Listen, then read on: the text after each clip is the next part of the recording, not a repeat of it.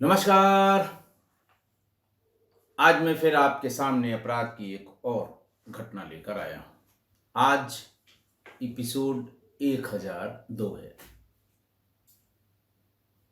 आपके साथ 1000वें एपिसोड में लाइव बात करके बड़ा आनंदित महसूस किया मैंने पहली बार। कारण उसका ये था कि अपराध की एक घटना बताने या उसको सुनाने पर बहुत जोर नहीं था। जोर इस पर था कि हमारे सुधी श्रोता जो पूछ रहे थे उनको बताया जाए, उनकी शंका का निवारण किया जाए, जो वो जानना चाहते हैं वो उनको बताया जाए। और लगभग सवा घंटे 1.5 घंटे बहुत दिल खोलकर तबीयत से अपने पूरे परिवार से बात की गई। मैं उन सभी लोगों का हृदय से धन्यवाद करता हूं जिन्होंने लाइव जुड़कर उस दिन तमाम सवाल पूछे थे। तमाम शंकाएं उनकी जो थी उनको दूर किया गया था। बड़ी संख्या में लोग लाइव थे। जाने और आने इन सबको अगर आप दरकिनार कर दें, किसी के पास कम समय था, कोई किसी का ऑफिस का टाइम रहा होगा, किसी की नाइट ड्यूटी रही होगी, लेकिन फिर भी कभी भी लाइव पर 200-250 से कम लोग नहीं थे। तो एक बार फिर से इसका बहुत बहुत धन्यवाद। और आज के वाक़ये का जिक्र मैं करूँगा। पिछले 10-15 दिन में 3-4 ऐसे वाक़यों का जिक्र कर चुका हूँ। आज का वाक़या है मध्य प्रदेश का, हालिया है और अभी चल ही रहा है। तमाम चीज़ें अभी इसमें वर्कआउट की जानी बाकी हैं। बात थी 15 मार्च 2024 की। प्रदेश था मध्य प्रदेश। पिपरिया एक वहां पर संभवतः जिला है। पिपरिया जिले के रहने वाले श्री बाबूलाल विश्वकर्मा की बेटी आरती के मोबाइल पर एक ऑडियो मैसेज आया, व्हाट्सएप का ऑडियो मैसेज। उसने इसको चार्जर पर लगा रखा था, इसलिए उस ऑडियो मैसेज को तब तक आदमी नहीं निकलता जब तक 40-50% उसमें चार्जिंग न हो जाए। जब वो चार्जिंग निकालने के लिए गई तो ये देखा कि उसके सगे ताऊ जो रेलवे अधिकारी थे, जबलपुर में पोस्टेड थे, रेलवे कॉलोनी में रहते थे, उनकी बड़ी बेटी, 2 ही संतानें थी उनकी, एक बड़ी बेटी और एक छोटा बेटा। बड़ी बेटी का एक ऑडियो मैसेज था और करीब 12:10 या 12:15 का ये मैसेज था, जिसमें वो ये कह रही है कि पापा और तनिष्क यानी छोटा भाई 8 साल का, इन दोनों की किसी ने हत्या कर दी है और दोनों की लाश घर में मौजूद है। हिला देने वाली ये सूचना थी। वॉइस मैसेज था उसकी सगी ताऊ की लड़की का नाम। चूंकि वो नाबालिग है इसलिए, हालांकि सब जगह नाम इसका, सारे अखबारों में, टीवी चैनल्स में सब जगह नाम आया है, लेकिन फिर भी मैं सुप्रीम कोर्ट के आदेशों की अवहेलना नहीं कर सकता। आप नाम उसका कुछ भी समझ लें, नाबालिग बेटी कह के मैं उसे बताऊंगा। उसने फौरन अपने पिता, आरती ने फौरन अपने पिता बाबूलाल विश्वकर्मा को ये बात बताई और ये मैसेज सुनाया, भी भेज के सुनाया। वो भी घबरा गए कि उनके बड़े भाई और भतीजे की हत्या हो गई है, लाश घर में पड़ी हुई है, अब तक कहीं से सूचना नहीं आई है। उन्होंने पहला काम ये किया, चूंकि इनके भाई, जो बड़े भाई थे, वो रेलवे कॉलोनी जबलपुर में रहते थे, रेलवे में अधिकारी थे, नाम था उनका राजकुमार विश्वकर्मा। और जबलपुर में ही रहने वाले गढ़ा बजरिया में उनके चचेरे भाई यानी राजकुमार विश्वकर्मा और बाबूलाल विश्वकर्मा के चचेरे भाई वहाँ रहते हैं। सबसे पहले फ़ोन करके बाबूलाल विश्वकर्मा ने बताया कि ऐसा एक मैसेज, भैया की बिटिया का ऑडियो मैसेज आया है, फ़ोन मिलाने की कोशिश की जा रही है, स्विच ऑफ है, तो ज़रा सा आप घर में जाकर देख लीजिए। आर्टिफिशियल इंटेलिजेंस की बात की कि बहुत आजकल समाचार में है, लेकिन एक बार जाके घर देख लीजिए। उन्होंने कहा अच्छा अभी जाता हूँ। फिर दूसरा उन्होंने फ़ोन किया अपने भाई राजकुमार विश्वकर्मा के बहुत ही नज़दीकी दोस्त मयंक श्रीवास्तव को। वो भी वहीं पास में रहते थे। उनसे कहा जरा घर पे जाकर देख लीजिए। ये दोनों लोग घर पर गए, घर पर ताला बंद था। इन्होंने बताया कि ताला बंद है, लेकिन इसी बीच में छोटे भाई बाबूलाल विश्वकर्मा अपने एक भांजे को लेकर महानगरी से जबलपुर के लिए रवाना हुए। शाम करीब 3:30 पौने 4 बजे ये पहुंच गए। वहां पर पहले से ही जिन जिन को इन्होंने फोन किया था वो मौजूद थे। ताला खोलने या तोड़ने की हिम्मत नहीं पड़ी। पुलिस को बताया गया। पुलिस फौरन आ गई। पुलिस ने जब चारों तरफ घूम के देखा तो पीछे की तरफ से, घर के पीछे जो रेलिंग लगी हुई थी उसको गैस कटर से काटा गया था। पुलिस उससे भीतर घुसी और फाउल तो उसको फाउल प्ले समझ में आ गया और सामने से लगे हुए ताले को तोड़ दिया। बाबूलाल विश्वकर्मा जी, श्रीवास्तव जी उनके चचेरे भाई और आसपास रेलवे कॉलोनी के लोग पुलिस के साथ जब भीतर गए तो सभी बाहर लौट आए। राजकुमार विश्वकर्मा की लाश खून से लथपथ एक पॉलीथीन में लपेटे हुए उनके कमरे में मौजूद थी।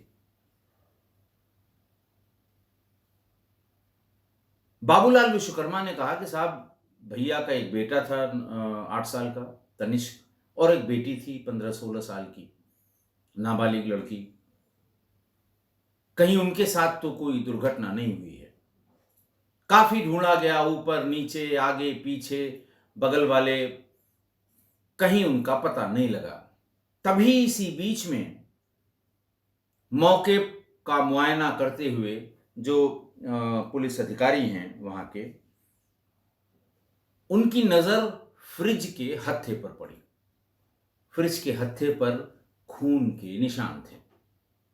उन्होंने एक तौलिए से, या यूं कह लें कि किसी ऐसे वस्तु से कि जिससे फिंगरप्रिंट उस पर ना आए, फ्रिज को खोला तो उसमें 8 साल के तनिष्क की लाश चद्दर और पॉलीथीन में लपेट कर रखी हुई थी। बाहर निकाला गया। तमाम कोशिश की गई कि आखिर लड़की का भी पता किया जाए, लेकिन लड़की का कोई पता नहीं लगा। पुलिस ने ढूंढा तो दोनों के मोबाइल, 2 मोबाइल वहां पर पड़े हुए मिले, जिससे पता लगा कि एक मोबाइल रेलवे कॉलोनी में ही सामने की तरफ रहने वाले, इनके घर के सामने ही रहने वाले रेलवे के चीफ कंट्रोलर आरपी सिंह के छोटे बेटे मुकुल सिंह का है। यह तय हो गया कि ये 2 लोग उस समय घर में मौजूद थे, क्योंकि दोनों के मोबाइल मिल गए। पुलिस ने पहला काम किया कि उन दोनों मोबाइल की चैट हिस्ट्री, सीडीआर, ये सब, इसको एनालिसिस पे डाला तो 3-4 घंटे में ये पता लग गया कि इन दोनों में बहुत ही आपसी और प्रगाढ़ संबंध है। लड़की नाबालिग थी, लड़का 20-21 साल का बालिग हो गया होगा। पुलिस के सामने ये समस्या थी कि आखिरकार ये गए कहां? लड़की इसमें शामिल है कि नहीं है, या लड़की का भी अपहरण हो गया, या लड़की के साथ भी कोई दुर्घटना हो गई। ये पुलिस को बड़ा डर सता रहा था। पुलिस ने कॉलोनी पर, रेलवे कॉलोनी है, बड़ी कॉलोनी है, अधिकारियों की कॉलोनी है, वहां पर बहुत ढेर सारे सीसीटीवी लगे हुए हैं। पुलिस ने सीसीटीवी को देखना शुरू किया तो ये पता लगा कि दिन में गैस कटर और ग्लव्स हाथ में लेकर, एक काला बैग लेकर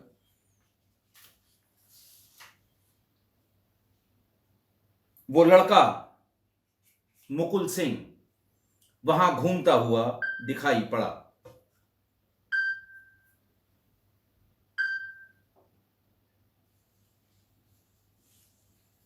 15 मार्च की दोपहर करीब 12 बजे फिर ये दिखाई पड़ा कि मुकुल सिंह एक लाल रंग की स्कूटी से घर के बाहर निकला और पीछे पीछे वो नाबालिग लड़की जिसके बाप और भाई का शव घर में मिला था, पीछे पीछे गई। दोनों स्कूटी पे सवार हुए और पुलिस ने उसके पीछे सीसीटीवी कैमरे की ट्रेल पता करनी शुरू की।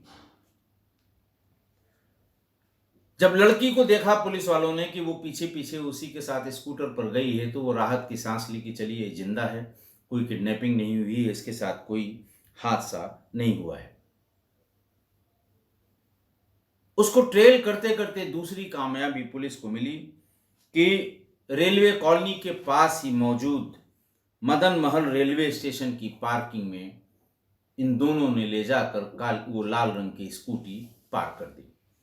पार्क करके वहां से ये रेलवे स्टेशन के भीतर दाखिल हो गए।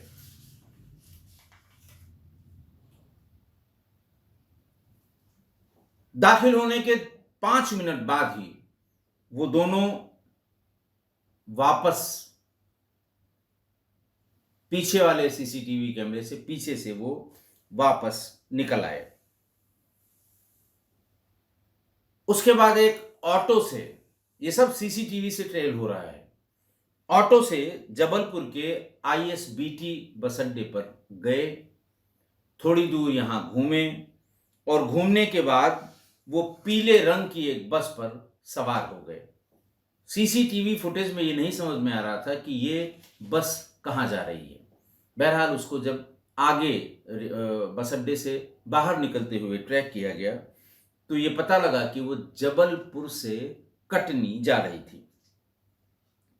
अब पुलिस उस बस को ढूंढने लगी कि कहां तक गई, तो बस के ड्राइवर और कंडक्टर ने बताया कि वो दोनों कटनी से बहुत पहले आधार ताल में ही उतर गए। अब पुलिस आधार ताल बस स्टैंड पर पहुंची।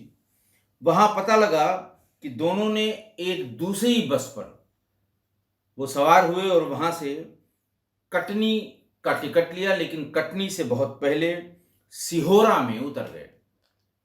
यानी घर से निकले, स्कूटी पार्क की रेलवे स्टेशन की पार्किंग में, पीछे से निकल गए, ऑटो से आईएसबीटी पहुंचे, आईएसबीटी से कटनी वाली बस पकड़ी, लेकिन कटनी से बहुत पहले आधार ताल उतर गए।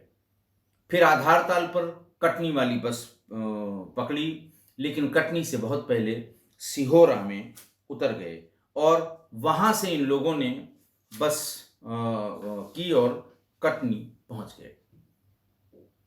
यानी जबलपुर से सीधे कटनी वाली बस पर बैठने के बावजूद 3 बार बस इन लोगों ने बदली।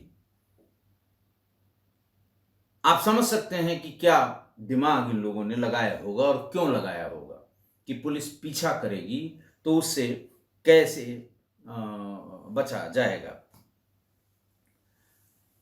पुलिस ने मुकुल सिंह का इतिहास ढूंढना शुरू किया तो ये पता लगा कि 2020 में, तारीख भी मैं आपको बता दूं कि 29-30 सितंबर 2023 को इसी नाबालिग बेटी ने, इसी नाबालिग लड़की ने इसी लड़के मुकुल सिंह के खिलाफ पॉक्सो एक्ट में मुकदमा लिखवाया था कि मेरे साथ बलात्कार किया, ये किया, वो किया। दरअसल हुआ ये था कि 29 सितंबर 2023 को जब राजकुमार की पत्नी का देहांत भी उसी बीच में 2023 में हो गया था, तो वो बेटी और बेटे के साथ रहते थे और खुद ही खाना बनाते थे, और कभी-कभी खाना बनाने में ये नाबालिग बेटी भी उनकी हेल्प करती थी। जब वो 29 तारीख की शाम ऑफिस से लौट के आए तो देखा बेटी घर पे नहीं है। बहुत रात तक उन्होंने उसका इंतजार किया, और जब वो नहीं आई तो 30 सितंबर को थाना सिविल लाइंस में उसने अपनी बेटी की गुमशुदगी लिखवा दी। नाबालिग बच्ची की गुमशुदगी थी, लिहाजा पुलिस ने काफी प्रयास करके 3-4 दिनों में उसको इसी लड़के के साथ, मुकुल सिंह के साथ उसे बरामद करके ले आई और मुकुल सिंह को पॉक्सो एक्ट में जेल भेज दिया। करीब 1.5-2 महीने जेल में रहने के बाद वो जमानत पर आया। इस बीच में राजकुमार विश्वकर्मा को ये लगा कि मैं ऑफिस चला जाता हूँ, ये अकेली रहती है, कहीं कोई बात न हो जाए, तो उन्होंने उसी दिन जब वो जेल भेजा गया, अपनी इस नाबालिग बच्ची को पिपरिया अपने भाई के पास भेज दिया और उसे एक मोबाइल फोन भी दे दिया ताकि उसका हाल चाल पता लगता रहे, क्या दिक्कत है क्या नहीं है। और वो पिपरिया में ही रही 4-5 महीने। जब उसका मैट्रिक का यानी हाई स्कूल का इम्तिहान होना था, सेंटर जबलपुर में था, तब वो जबलपुर वापस आई। लेकिन कॉल डिटेल बताते हैं कि इस बीच में जब वो छूट कर आ गया था, उस बीच में लगातार हर दिन बहुत लंबी लंबी बातें इन दोनों के बीच में, मुकुल और इस नाबालिग लड़की के बीच में हुई थी। चैट की डिटेल से ये पता लगा कि लड़की ने मुकुल से कहा कि अब मैं पिपरिया वापस नहीं जाऊंगी। पापा मुझे दिन में 4 बार बताते हैं कि एग्जाम देके फौरन तुम्हें पिपरिया चाचा के यहाँ जाना है, लेकिन मुझे पिपरिया किसी कीमत पर नहीं जाना है। उसके लिए फिर मुझे चाहे जो करना पड़े। ये बात 6 महीने से वो बात कर रही थी और प्लान कर रही थी कि कैसे अपने पिता को मारा जाए। इन लोगों ने प्लान किया, गैस कटर आया। इसके बारे में ये भी बताया जाता है मुकुल सिंह के बारे में कि ये साउथ की जो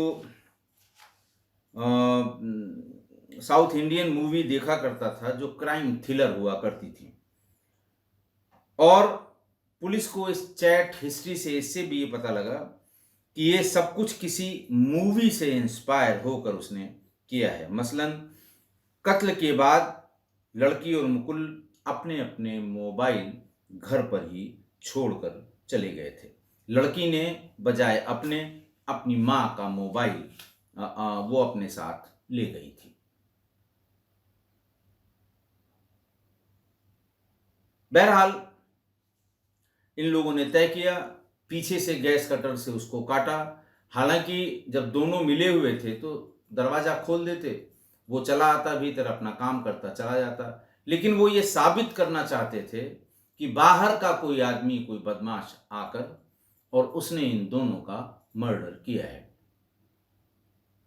भीतर आए, मल्टीपल इंजरीज हैं सिर पर उनके पिता के, और बेटे के सिर पर भी बहुत ही ब्रूटल इंजरी है, हेड इंजरी है, जिसकी वजह से उसकी डेथ हुई है, ऐसा पोस्टमार्टम में बताया गया।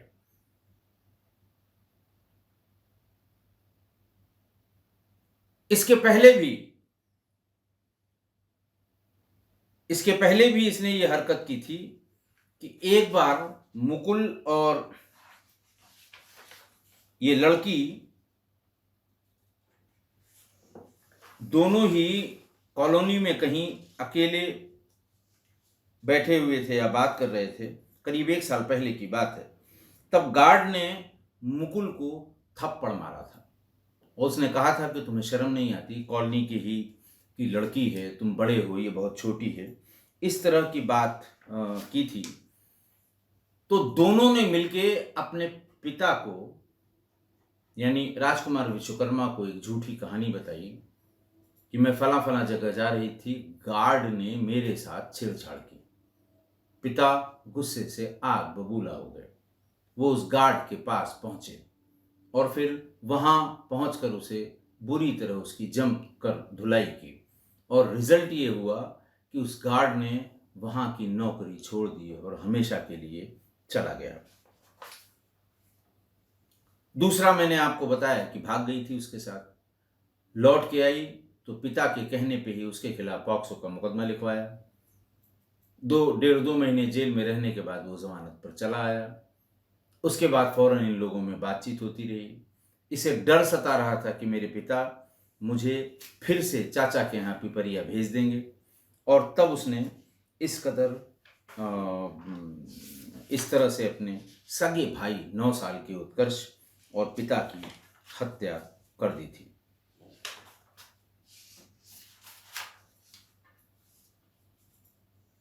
पुलिस ने यह भी ट्रैक किया कि जाने के बाद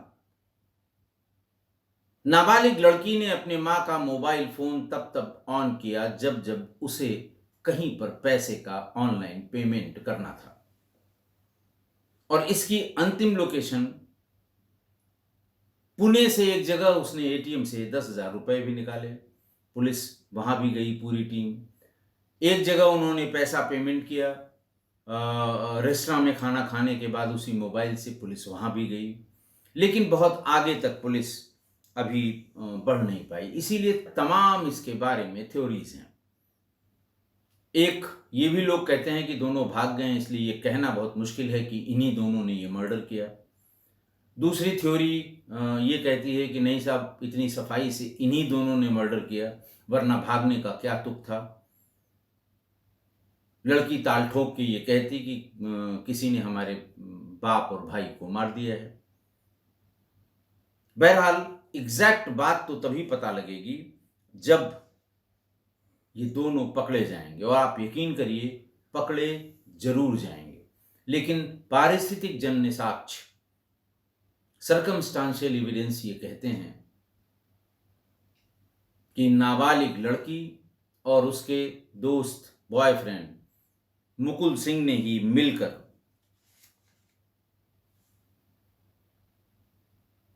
नाबालिग लड़की के पिता और उसके भाई की हत्या की है। अब तक के जितने chat history, chat record, location, इनका निकल के साथ जाना, चालाकी सारी करना, जगह जगह बस बदलना, एक ही डेस्टिनेशन पे जाने के लिए एक बस की जगह 3 जगह बदलना, उसके बाद ट्रेन से पुणे पहुंच जाना, पुणे में फिर मोबाइल सिर्फ तब ऑन करना जब कहीं पेमेंट करना हो। एक टीम मुस्तकिल पुणे में बैठ के वॉच कर रही है कि दोबारा कब मोबाइल खुलेगा और फौरन वहां पहुंचकर आगे का रास्ता देखा जाए। आज की घटना देखिए, नाबालिग लड़की, अपराधी दिमाग, पुलिस इन्वेस्टिगेशन की अच्छी समझ, बाप और सगे भाई की हत्या कर दी।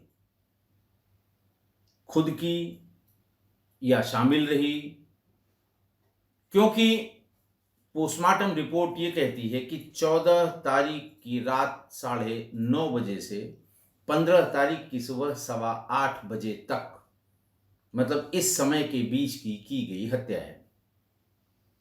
और सीसीटीवी में ये तो निकला वहां से मुकुल, बहुत देर बाद निकला। वहां खाए पिए हुए सामान से ये पता लगता है कि इन लोगों ने साथ बैठकर दोनों लाशों की मौजूदगी में भी खाना खाया।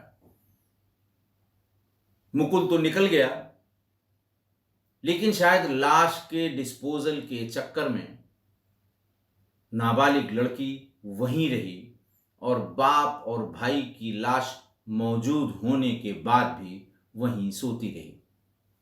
सवेरे सवेरे ये गया है और जो भी डिसाइड किया हो 12 बजे के आसपास ये स्कूटी से उसको लेकर रेलवे स्टेशन की तरफ भागा है।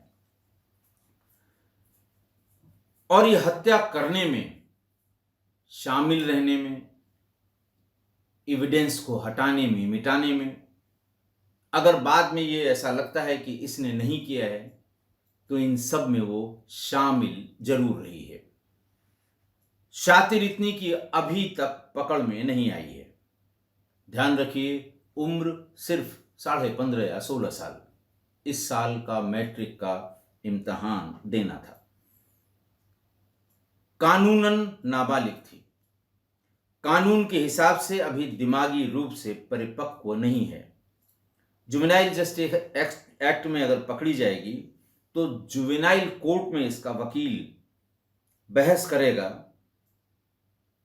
कि अभी इसमें सही और गलत समझने की क्षमता विकसित नहीं हुई है, जैसा कानून कहता है। 18 साल की हो जाएगी तो सब विकास हो जाएगा दिमाग का, अच्छा और बुरा समझने का, लेकिन उसके पहले नहीं है। और यह भी दलील दी जाएगी कि इसने अपने प्रेमी, बालिग प्रेमी के बहकावे में ये सब किया है, खुद इसने कुछ नहीं किया है। जैसा मुकुल ने कहा वैसा ही इसने किया है। इसलिए जुवेनाइल जस्टिस एक्ट के प्राविधानों के आधार पर इसे मुक्त कर दिया जाए, बरी कर दिया जाए, कोई सजा न दी जाए। लेकिन फिर भी अगर प्रोसिक्यूशन यानी पुलिस हत्या साबित भी कर देती है कि इसमें उसमें शामिल शरीक रही है, तो भी 3 साल से ज़्यादा की सज़ा नहीं हो सकती। देखिए, इस पर ध्यान तो तब से लोगों ने जुवेनाइल क्रिमिनल्स पर देना शुरू किया जब से दिल्ली का वो मशहूर उस लड़की का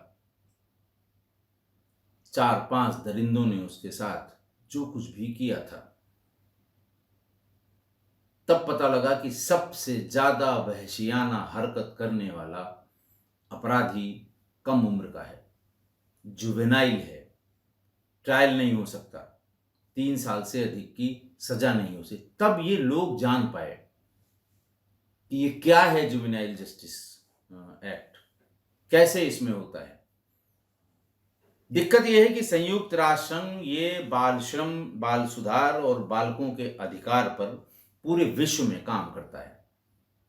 छोटे बच्चों से काम न कराया जाए, जहां जहां मतलब हमारे देश के जो बाल श्रम पे या बाल अधिकारों पे काम करने वाले, एक एनजीओ चलाने वाले जो भारतीय थे, कैलाश सत्यार्थी जी को 2014 में नोबेल पीस प्राइज दिया गया बाल अधिकारों के संरक्षण में। बड़ी बड़ी बातें आप टीवी पे इन बाल अधिकारों के बारे में कहेंगे, कैसे काम करा रहे हैं, काम नहीं करा सकते, जेल भेज दीजिए। मेरी अपनी तैनाती के समय में ये बाल अधिकार वाले, ये बाल श्रम वाले, ये एनजीओ कैलाश सत्यार्थी जी का ये जो बेल्ट है जहां कालीन बनाए जाते हैं, बनारस, भदोही, सोनभद्र, जौनपुर, वहां पर ये किसी भी समय रेड करते थे कि साहब 18 साल से कम का कोई बच्चा काम तो नहीं कर रहा है। आफत रहती थी इन लोगों की।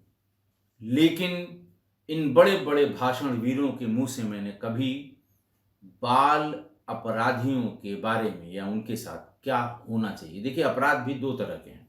एक पिटी ऑफेंस, 14 साल के एक लड़के ने अगर मान लिया पर्स किसी का निकाल लिया, कहीं चोरी कर ली, दुकान पर गया 2 बोतल पानी उसने चोरी कर ली, पिटी ऑफेंस। इसका तो समझ में आता है कि बच्चे के मन में कोई बात रही होगी, कोई परेशानी से गुजर रहा होगा और वो बाल सुधार गृह में रखा जाएगा, उसे अपनी गलती का एहसास होगा। रिफॉर्मेटिव जुवेनाइल जस्टिस एक्ट पिटी ऑफेंसेस में रिफॉर्मेटिव है, इसमें कोई दो राय नहीं। लेकिन गंभीर अपराध, हत्या जैसे गंभीर अपराध पर क्या किया जाए, क्या न किया जाए, किसी भी विद्वान ने, ये लोग जो सैकड़ों एनजीओ बना के काम कर रहे हैं, किसी ने नहीं बताया है। बहुत ढेर सारे सेमिनार्स में मैं भी गया हूँ, बस यही है कि साहब नहीं वो ऐसा नहीं है, 16 से 18 के बीच ये करता है तो बोर्ड ये डिसाइड कर देगा कि ये जुवेनाइल कोर्ट में मुकदमा चलेगा कि नॉर्मल अपराधियों की तरह मुकदमा चलेगा। लेकिन अगर वो 16 साल से कम है तो हर हाल में जुवेनाइल कोर्ट में ही मुकदमा चलेगा। और बस केवल ये लोग इतना बताते हैं, अरे साहब इनके अधिकारों की रक्षा की गई है, इन्हें जेल नहीं भेजा जा सकता, इन्हें बाल सुधार गृह में रखा जाएगा, इन्हें आजीवन कारावास और मौत की सजा नहीं दी जा सकती, 3 साल से अधिक की कैद नहीं हो सकती, इनको हम संरक्षित करेंगे, इनका संरक्षण करेंगे, इनको बदलने की चेष्टा करेंगे, कोशिश करेंगे। लेकिन अभी हाल में मैंने बाल अपराधियों से संबंधित जितने भी एपिसोड आपको बताए हैं वो ज्यादातर हत्या के हैं और प्रेम प्रसंग से उपजे हुए इस अपराध के हैं। और मैं बार बार ये कहता हूं, तब भी मैंने कहा था, आज मैं फिर कह रहा हूं कि internet, Android phone, 4G, 5G ने बालिग नाबालिग की कानूनी परिभाषा ही बदल दी है। हीनियस क्राइम के सिलसिले में मैं कह रहा हूं, 13-14 साल में ही लड़का या लड़की सारे ज्ञान प्राप्त कर लेते हैं। यकीन न हो तो किसी से बात करके देख लीजिए। और अपराध और उसके बाद के रिजल्ट भी खूब अच्छी तरह जानते हैं, जिसके लिए कहा जाता है कि सब अपरिपक्व दिमाग है, समझ विकसित नहीं हुई है, इसलिए ऐसा कर दिया होगा। 13-14 साल आते आते ये सारा ज्ञान प्राप्त कर लेते हैं और उसके बाद के रिजल्ट को भी जानते हैं। जुवेनाइल जस्टिस एक्ट के प्राविधानों को जो लॉयर्स इस शहर में, लखनऊ शहर में भी बड़े बड़े बहुत अच्छे और नामी लॉयर्स हैं जो जुवेनाइल जस्टिस एक्ट को प्रोफेस करते हैं और जुवेनाइल कोर्ट में जो वकालत करते हैं, आप उनको भी कभी सुनिए। सारी चीज यही कि साहब वो दिमाग उनका अभी विकसित नहीं हुआ है। और हर ऐसे एपिसोड में मैं कहता हूं कि जुवेनाइल जस्टिस एक्ट में जरूरी संशोधन किए जाने पर विचार किया जाना चाहिए। अति गंभीर अपराधों में उम्र की सीमा हटा देनी चाहिए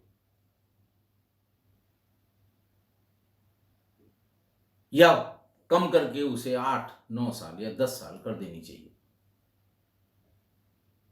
मर्डर में, गंभीर प्रवृत्ति के रेप में, मास रेप में